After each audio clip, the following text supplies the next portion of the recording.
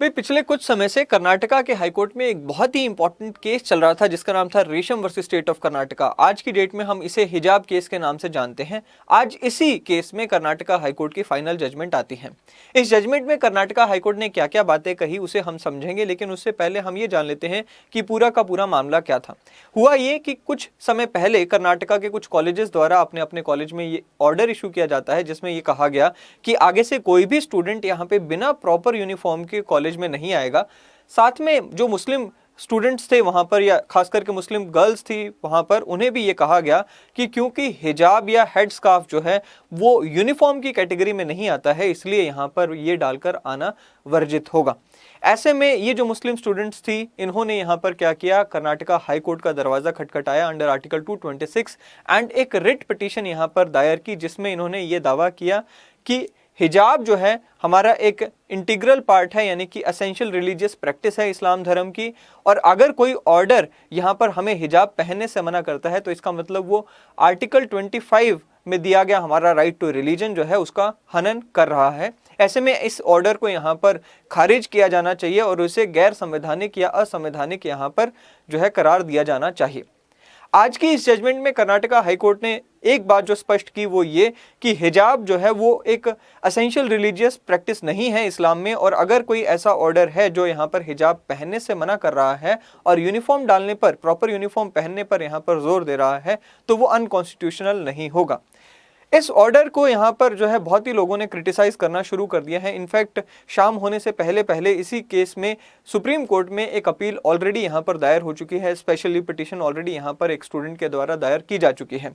लेकिन आज हम यहाँ पर जो देखने वाले हैं वो ये कि इस ऑर्डर में हाईकोर्ट ने यहाँ पर अपनी अपनी क्या यहाँ पर रीजंस दी जिसके बेसिस पर ये सारा जजमेंट डिलीवर हुआ है। So welcome to study IQ, my name is Chand Kuba and let's begin with the video.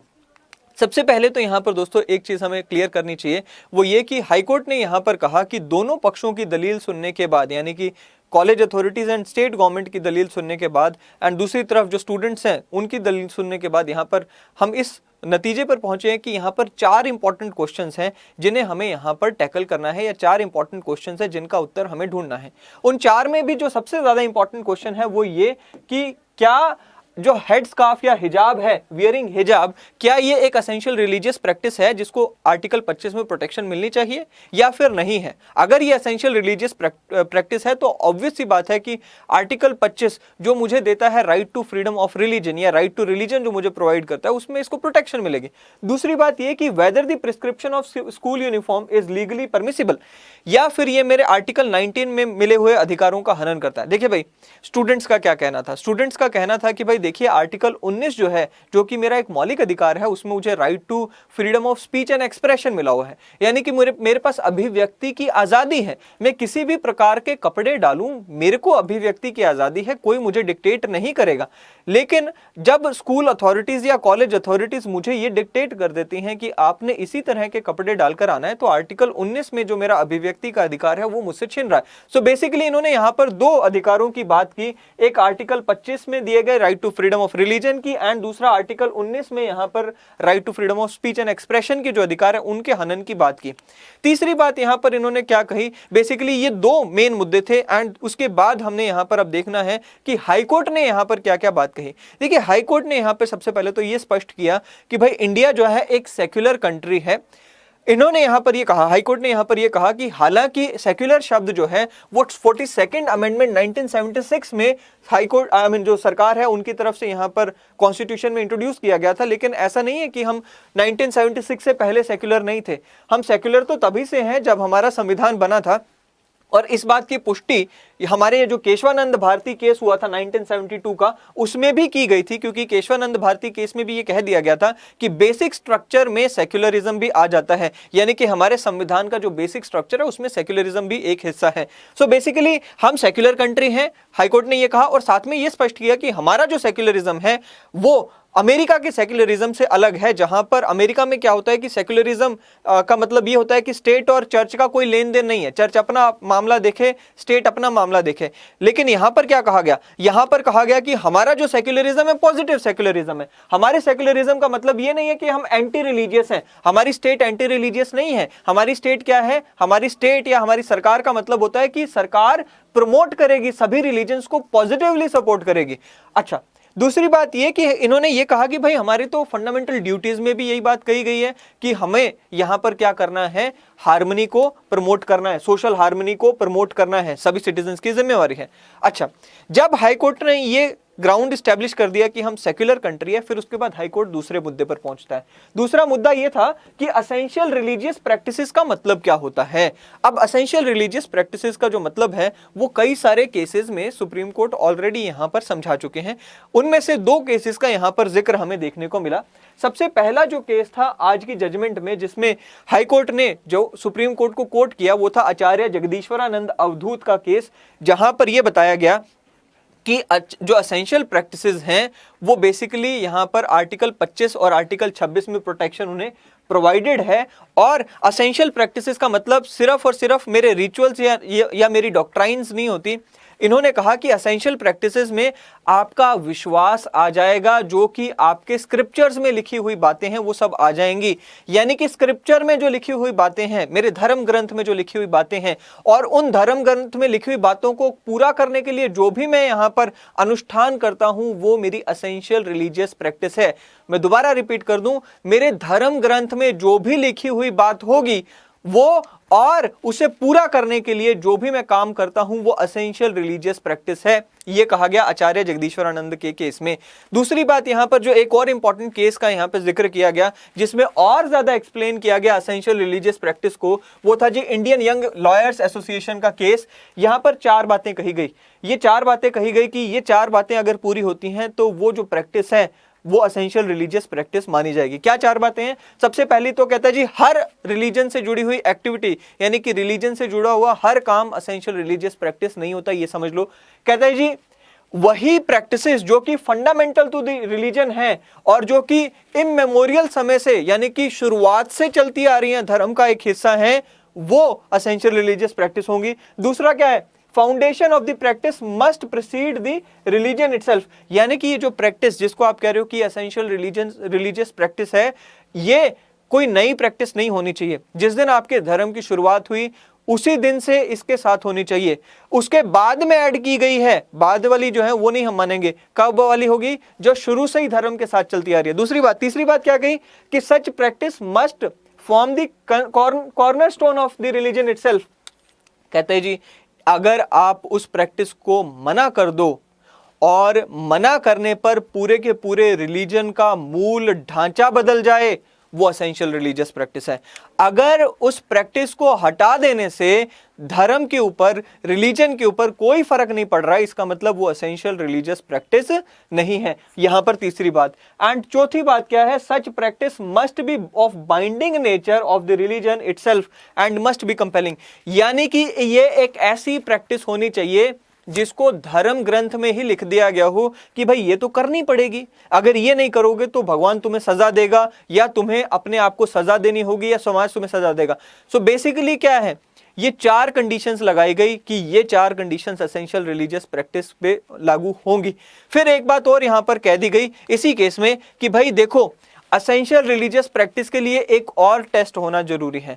वो ये कि असेंशियल रिलीजियस प्रैक्टिस हमारे जो संविधान में लिखी गई बातें हैं, जो संविधान में जो लिखे गए या निहित मूल्य हैं, उनके खिलाफ नहीं जानी चाहिए। यानी कि right to life and liberty है मेरे पास संविधान में। अगर कोई ऐसी प्रैक्टिस हो जिससे इंसान की बलि चढ़ाई जा सके, या इंसान की बलि चढ़ाते हो, मान लो वो असेंशियल रिलीजियस प्रैक्टिस आप कहते हो जी ये तो ERP है हमारे धर्म की, कह रहे नहीं, संविधान के मूल्यों के खिलाफ आपकी एसेंशियल रिलीजियस प्रैक्टिस नहीं जानी चाहिए, इस बात का भी हमें ध्यान रखना पड़ेगा। सो बेसिकली इस केस में यहां पर डिफाइन किया गया कि एसेंशियल रिलीजियस प्रैक्टिस क्या होती है।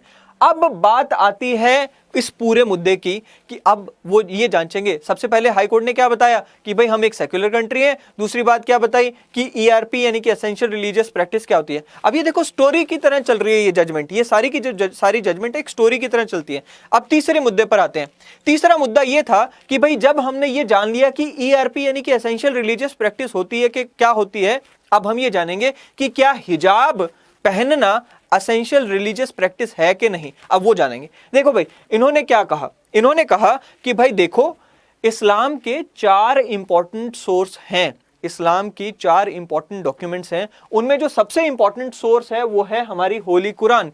जो होली कुरान है वो सबसे ज्यादा इंपॉर्टेंट डॉक्यूमेंट है। बाकी के जो 3 इंपॉर्टेंट डॉक्यूमेंट्स हैं, हादिथ, इजमा या फिर यहां पर कियास, ये जो है तीनों के तीनों डिपेंडेंट हैं किसके ऊपर, कुरान के ऊपर। एंड उन्होंने यहां पर जिस केस का या जिस ऑथर का जिक्र किया, जिसको ये बातें जिसने कही हैं वो भी हम देख लेते हैं। कहते हैं जी यहां पर फाइजीज करके एक ऑथर हुए हैं, उनकी ये सारी बातें हैं। उन्होंने ये लिखा है that the rightly said that the holy Quran is the first source of law according to the learned author. Preeminence is to be given to the Quran. That means sources other than the Holy Quran are only supplement and only to supplement and to supply what is not provided for in Quran. So basically Quran यहाँ पर मुख्य source है। अब कुरान को हम देखेंगे कि कुरान में हिजाब को लेकर क्या कहा गया। देखो भाई एक सिस्टमेटिक वे में बढ़िया चल रही है जजमेंट। सबसे पहले तो कह दिया हम सेक्युलर है, दूसरी बात ये क्या कह दिया कि ईआरपी क्या होती है, तीसरी बात कह दिया कि अब ईआरपी कहां से निकलती है। देखो मैंने कहा कि भाई होली कुरान में लिखी होनी चाहिए बात। अब होली कुरान में जो लिखा होगा वो एसेंशियल रिलीजियस प्रैक्टिस होगी। अब होली कुरान में क्या लिखा हुआ है वो हम देख लेते हैं। कहता है जी कुरान में ये स्पष्ट लिखा हुआ है कि let there be no compulsion in religion, कि रिलीजन में कोई तरह की कंपल्शन नहीं होनी चाहिए। अब इसी चीज को आगे यहां पर एक्सप्लेन किया है, एक स्कॉलर हुए हैं अब्दुल्ला यूसुफ अली, उन्होंने भी कुरान की इसी वर्स को एक्सप्लेन करते हुए क्या कहा है, compulsion is incompatible religion, compulsion is incompatible with the religion because religion depends upon the faith and will and these would be meaningless if induced by the force। यहाँ पे अब्दुल्ला साहब ने भी क्या कहा, मिस्टर अब्दुल्ला यूसुफ अली ने भी इस कुरान की वर्स को यहाँ पर इंटरप्रेट करते हुए कहा कि भाई कंपल्शन धर्म में है ही नहीं, होनी ही नहीं चाहिए। अगर होगी तो धर्म तो कहते हैं जी रिलीजन जो है वो विल का मामला है, वो मेरी आत्म शक्ति या आत्म इच्छा का मामला है, फोर्स का मामला नहीं है। अब ये बात इन्होंने उठाई किससे, कुरान से। फिर आगे इन्होंने कुरान में क्या कहा, कहते हैं जी दूसरी बात, हाईकोर्ट कहता है दूसरी बात देखो कुरान में क्या लिखी हुई है। यहां पर जितनी भी बिलीवर विमेन है यानी कि ऐसी महिलाएं जो कि यहाँ पर इस्लाम में धर्म में विश्वास रखती हैं, उनको यहाँ पर क्या हिदायत दी गई है कुरान में, वो यहाँ पर इन्होंने बताया कि सूरा 24 यानी कि चैप्टर 24 वर्स 31 to 158 में क्या हिदायत है महिलाओं को जो इस्लाम में धर्म में विश्वास रखती हैं।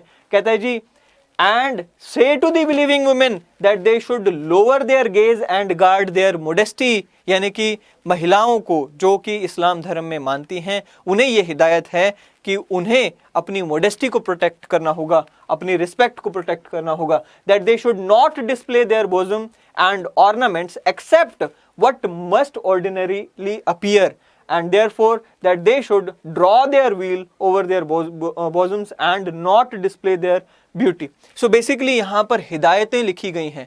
अब एक चीज यहां पर जो हाई कोर्ट ने कही कि भाई जो इन हिदायतों को तो हमने पढ़ लिया कुरान में जो लिखी हुई हैं, लेकिन इन हिदायतों को पूरा करने के लिए कुरान में कहीं पर भी शब्द हिजाब शब्द का इस्तेमाल नहीं किया गया। अब ये कह दिया गया कि आप बेशक कुरान उठाकर देखें क्योंकि Quran is the main source, बाकी के 3 सोर्स भी उसी के ऊपर डिपेंडेंट है।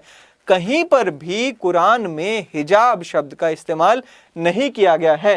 Can not be disputed that the word hijab is not employed in the Quran, that cannot be disputed, although the commentators may have employed it। हिजाब शब्द है क्या उसका भी मतलब यहां पर समझाया। कहता है जी हिजाब is a veil ordinarily worn by Muslim women, ये सच है। दूसरी बात ये कि भाई ये हिजाब का मतलब होता है ढकना, हाइड करना, और इसके कई सारे मायने हैं। हिजाब का मतलब सिर्फ ये नहीं है कि आपने अपना चेहरा ढक लिया। कहता है जी इसके कई सारे मायने हो सकते हैं, विजुअल भी हो सकता है, स्पेशल हो सकता है, एथिकल एंड मोरल भी हो सकता है। यानी कि आप सिर्फ ये नहीं कि अपना चेहरा ढक लिया, आप अपने आप को बुराई से ढकते हो कि नहीं, कई सारे मायने निकल सकते हैं हिजाब के, या फिर कई सारे मायने निकल सकते हैं ढकने के, अपने आप को बचाने के, अपने आप को। कहते हैं जी holy Quran does not mandate wearing of hijab और head gear for Muslim women. Whatever is stated in the above surahs, we say is only directory because of the absence of prescription of penalty or for penance for not wearing hijab. देखिए भाई क्या कहा गया कि जितने भी हमने सूरा, अभी देखिए भाई जजमेंट में कई सारी इस तरह की सूराज को यहाँ पे मेंशन किया गया है, लेकिन मैंने आपके सामने एक यहाँ पर सूरा उठाए, एक चैप्टर उठाया। बट ये क्या कह रहे हैं कि हमने जितनी भी जजमेंट में सूराज या चैप्टर्स दिए हैं उनमें कहीं पर भी हिजाब पहनना या फिर ये जो कहा गया है कि अपने आप को यहाँ पर कवर करना कंपलसरी नहीं किया गया है। कहते अगर कंपलसरी होता तो याद करो वो यंग लॉयर्स वाला केस, कि अगर कंपलसरी एसेंशियल रिलीजियस प्रैक्टिस होगी उसका मतलब क्या कि उसको ना करने पर आपको सजा का प्रावधान दिया होगा। लेकिन यहां पर क्या कहा गया कि आपको हिजाब जो है कहीं पर भी इसके साथ सजा नहीं जोड़ी गई, कहीं पर नहीं कहा गया कि अगर आपने हिजाब नहीं पहना या अपने आप को कवर नहीं किया तो आपको सजा मिलेगी। ये हाईकोर्ट का कहना है। This apparel at the most is a means to gain access to the public place and not a religious end in itself. यानी कि ये तो सिर्फ महिलाओं को, देखिए भाई इन्होंने कहा कि जिस समय ये हिजाब का ट्रेंड शुरू हुआ होगा उस समय की कंडीशंस के अकॉर्डिंग ध्यान में रखते हुए ये महिलाओं के लिए लाया गया होगा। Just a means to access to a public place, यानी कि एक ऐसे पब्लिक प्लेस में जाने के लिए जहां पर वो यहाँ पर सोशली बची रह सकें, लेकिन कहीं पर भी इससे कोई धार्मिक एंड गेन नहीं हो रहा, यानी कि धार्मिक उद्देश्य कोई इससे अलग से गेन नहीं हो रहा। Wearing hijab was recommended as a measure of social security for women and to facilitate their safe access to the public place or public domain. At the most, the practice of wearing this apparel may have something to do with the culture but not with the religion. So basically culture से जुड़ा हुआ हो सकता है, लेकिन धर्म से जुड़ी हुई असेंशियल रिलीजियस प्रैक्टिस कतई नहीं है हिजाब, ऐसा हाई कोर्ट ने अपनी जजमेंट में कहा। एंड कहते हैं जी in the view of above discussion we are of the consideration or opinion that wearing of hijab by Muslim women does not form a part of essential religious practices in Islamic faith. So ये यहाँ पर इन्होंने स्पष्ट कर दिया। दूसरी बात कि क्या यूनिफॉर्म पहनना जरूरी है या फिर क्या यूनिफॉर्म अगर हम पे लागू की जाती है तो क्या उससे मेरे संवैधानिक या फिर मेरे मौलिक अधिकारों का हनन होता है, उसका यहाँ पर क्या जवाब दिया गया। कहता है जी जो पिटिशनर स्टूडेंट्स हैं उन्होंने बड़े पैशनेट वे में यहाँ पर कहा है कि भाई कहीं पर भी किसी कानून में नहीं लिखा हुआ कि बच्चों को आप यूनिफॉर्म प्रिस्क्राइब करो। लेकिन हाईकोर्ट क्या कहता है, हाईकोर्ट कहता है that the idea of schooling is incomplete without teacher taught and the dress code. कहते हैं भाई आप एक बात बताओ, बिना टीचर के कोई स्कूल हो सकता है क्या? बिना ड्रेस कोड के भी स्कूल नहीं हो सकता, बिना पढ़ाई के भी स्कूल नहीं हो सकता। ये तीनों चीजें, टीचर, टॉट और ड्रेस कोड, ये तीनों चीजें एक ही ट्रांजैक्शन का पार्ट हैं, सिंगुलैरिटी हैं, यानी कि ये तीनों इकट्ठे ही चल सकती हैं और चलेंगी। No reasonable mind can imagine a school without uniform. कोई भी स्कूल आप इमेजिन ही नहीं कर सकते without uniform. It has been there since ancient gurukul days. Several Indian scriptures mention समवस्त्र, और उनका भी मतलब क्या है, यहां पर यूनिफॉर्म ही है। फिर कहते हैं जी as to the prescription of school uniform to the exclusion of hijab if violates article 14, 15 and 19, 21, यानी कि क्या अगर आपने हिजाब को यूनिफॉर्म से निकाल दिया, क्या इससे मेरा 14, 15 में जो राइट टू इक्वालिटी है, 19 में जो right to freedom of speech and expression है, 21 में जो right to life and liberty है, क्या वो यहाँ पर उसका हनन हो रहा है? तो कहते हैं जी prescription of dress code for the students that too within the classroom nowhere disturbs और offends the continuously or constitutionally protected category of rights when they are religion neutral and universally applicable to the all students। कह रहे यार नहीं होगा आपका religious, आपके जो मौलिक अधिकारों का हनन। क्यों?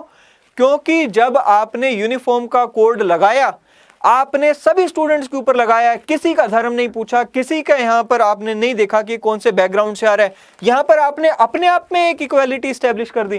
कैसे किसी के यहाँ पर राइट टू इक्वालिटी का हनन हो गया?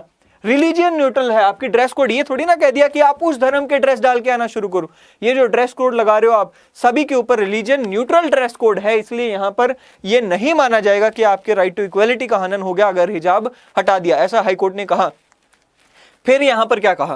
कहता है जी, school uniform promote harmony and spirit of common brotherhood transcending the religion और सेक्शनल डाइवर्सिटीज। कहते भाई ये एक इक्वालिटी अपने आप में लेकर आ रहे हैं। अगर सभी स्टूडेंट्स यहां पर एक ही ड्रेस कोड डालकर आ रहे हैं, एक तो अपने आप में एक इक्वालिटी आ गई, दूसरी बात क्या, हार्मनी एंड ब्रदरहुड की भावना, एक सेंस ऑफ बिलोंगिंग की भावना लेकर आता हुआ ड्रेस कोड होता है। It is impossible to instill the scientific temperament which our constitution prescribes as a fundamental duty vide article 51A(h) into the young minds so long as any propositions such as wearing of hijab or bhagwa are regarded as religiously sacrosanct। Simple सी बात, कहते कि जब तक आप कोई भगवा या हिजाब के चक्करों में यहाँ पर आप रहोगे, तब तक आप स्टूडेंट्स को कैसे यहाँ पर एक रिलीजियस एक यहाँ पर साइंटिफिक टेम्परामेंट डेवलप करने के लिए पुश कर सकते हो। कहते जी, स्कूल जाने का या कॉलेज जाने का पर्पस क्या था? कि एक साइंटिफिक लॉजिकल माइंड यहाँ डेवलप हो, जहां पर आप हर चीज के ऊपर सवाल उठा सको। लेकिन अगर आपने ये बंदिशें लगा दी तो फिर सवाल कैसे उठाएंगे? साइंटिफिक टेम्परामेंट कैसे डेवलप होगी? और 21 आर्टिकल 51A का मकसद क्या रह गया फिर? In the view of the above, we are of the considered opinion that the prescription of school uniform is only a reasonable restriction constitutionally permissible which the students cannot object to। So ये थी एक judgement का मैंने कुछ हिस्सा आपको दिखाया जो कि मुझे लगा कि इम्पोर्टेंट है हमारे लिए, चाहे वो जुडिशरी है या यूपीएससी है। जजमेंट तो भाई 130 पेज की है, लेकिन जो मैक्सिमम हमें पता होनी चीज़ें बातें पता होनी चाहिए वो मैंने आपको बताई। क्या क्या रीजंस यहाँ पर हाई कोर्ट ने अपनी इस जजमेंट में दी। वो अलग बात है कि ये जजमेंट ऑलरेडी सुप्रीम कोर्ट में चैलेंज की जा सकती है। एक स्टूडेंट ने इसको ऑलरेडी शाम से पहले ही चैलेंज कर दिया स्पेशली पटिशन के थ्रू। आगे देखेंगे कि सुप्रीम कोर्ट का क्या कहना होगा इस जजमेंट पर, बट तब तक के लिए तो यही बैन यहाँ पर जो है कॉन्स्टिट्यूशनली वैलिड कर दिया गया है। सो आई होप कि आपको ये वीडियो पसंद आया होगा। अगली वीडियो में फिर एक बार मिलेंगे। हाँ, कमेंट्स में बताइएगा कि आपके क्या विचार हैं इस पर। And till then, thank you and have a great day ahead.